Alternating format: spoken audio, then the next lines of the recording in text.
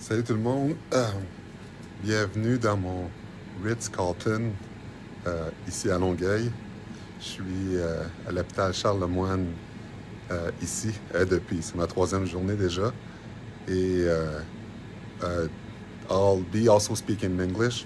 Si vous avez des questions, ça me fera plaisir de vous répondre en même temps.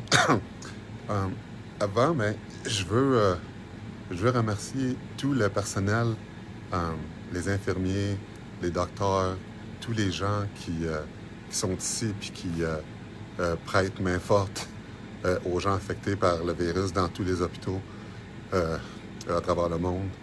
Euh, je suis tellement pris entre de bonnes mains ici. Les gens sont vraiment exceptionnels. Puis, même si je suis infecté, à tous les jours, les gens viennent me voir, ils m'aident, ils sont tellement fins, ils mettent leur santé à risque pour m'aider. Puis, j'étais une des personnes qui j'ai jamais pensé que j'allais le pogner. Je pensais un peu comme tout le monde que j'étais invincible, puis ça n'allait jamais m'arriver. Je faisais des commissions pour le monde, des livraisons pour des personnes âgées, je faisais beaucoup d'épiceries pour des gens, puis pouf, ça m'est arrivé. Puis moi, je suis une personne qui souffre d'asthme, puis ce que ça l'a fait, ça a affecté mes poumons pas mal. J'ai, excusez-moi, j'ai deux pneumonies dans les poumons en ce moment. J'ai de l'oxygène qui passe dans les narines pour que je puisse respirer. Puis je vais devoir rester à l'hôpital pendant un bon bout de temps. Ça va prendre très longtemps avant que mes poumons se rétablissent. C'était fou parce que juste avant que ça arrive, je m'entraînais pour un marathon. Je courais 5-6 fois semaine, à peu près 10 km à la fois tous les jours. Puis là, je suis pas capable de me lever sans être essoufflé pendant 30 secondes. Ça n'a aucun sens, j'ai plus de cardio. En une semaine, j'ai tout perdu déjà à cause de ça, mais au moins, je suis encore en vie. Puis je sais que je vais passer au travers, mais écoute, c'est vraiment difficile. Puis ceux qui pensent que c'est des complots de gouvernement, cette maladie-là, je vous confirme tout de suite que non, c'en est pas une. C'est assez sérieux. Faites attention, pognez-les pas parce que ça fait mal en crime. Ça fait vraiment mal, c'est vraiment tough. Dans ma chambre, on est trois en ce moment. On est au 5e étage, à l'hôtel Le Moine. Puis tout le monde est infecté dans la chambre aussi. Il y a des personnes âgées qui sont là. Puis ils vont vraiment pas bien du tout. Non plus, on est tous plugués à l'oxygène, puis on fait juste attendre. Puis c'est ça, je vis avec mon gant à tous les jours. Je reste dans mon lit, puis je me lève de temps en temps. Puis pour moi, mon cardio, c'est d'aller aux toilettes. Juste ça, c'est comme si je faisais une course de 10 km. Je sais dire à quel point que j'ai pas de souffle. Je vais le dire en anglais pour les gens en anglais qui nous écoutent. I wanted to start to thank all the nurses and the doctors across the world that are helping people that have the COVID. Um, your help, everything you guys are doing, you guys are real heroes. Everybody helping me out here. I'm in hospital Charles-Lemoine in Longueuil. Um, Thanks for your help. You putting your health at risk just to help me. You guys are just amazing. It's unbelievable what you guys do every day to help me.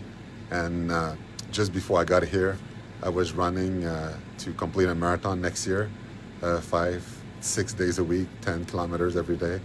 And now I can't even get up without losing my breath.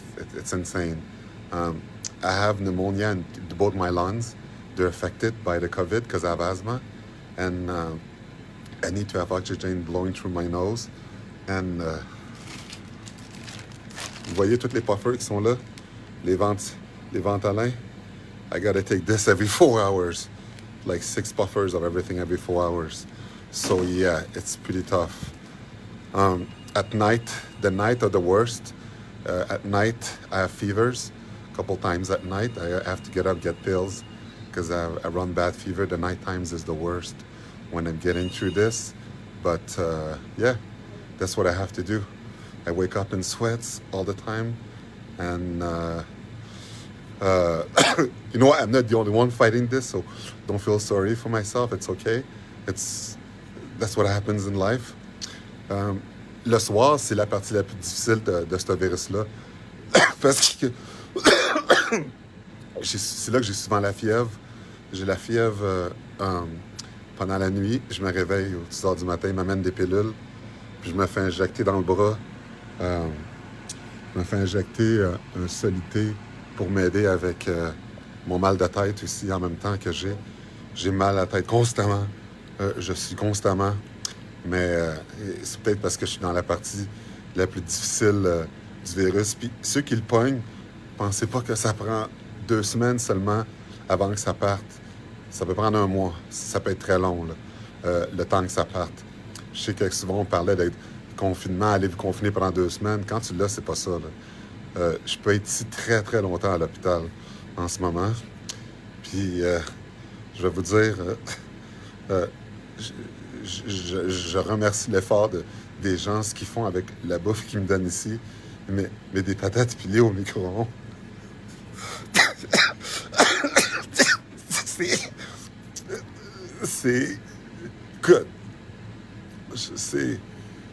Il va falloir que je trouve une solution. Fait que... euh, merci encore à tout le monde pour votre amour, vos encouragements. Faites attention à vous et à votre santé. Puis ce qui est le fun là-dedans, c'est que, tu sais, tous ensemble, on va tous se sortir de cette pandémie-là un jour. Puis on va pouvoir en rire de tout ce qui est, de ce qui est, comment on a passé au travers, puis comment on est devenus tous plus forts par la suite. Puis l'entraide, je pense que ça va être plus gros, plus fort. Les gens vont plus s'entraider, puis peut-être être moins matérialistes dans le futur.